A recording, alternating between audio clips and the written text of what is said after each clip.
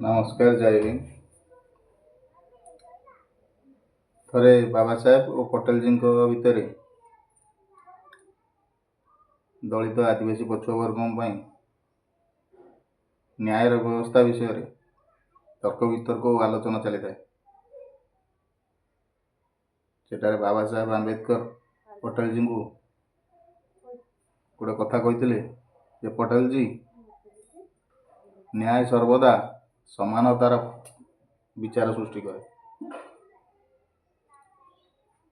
जो समानता नहीं सेटारे आमको न्याय उपेक्षा करवा आशा करवा बोकामी।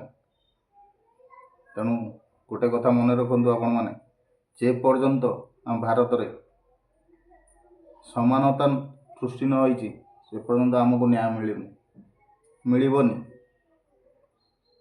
न्याय आशा करवा आम बोकामी।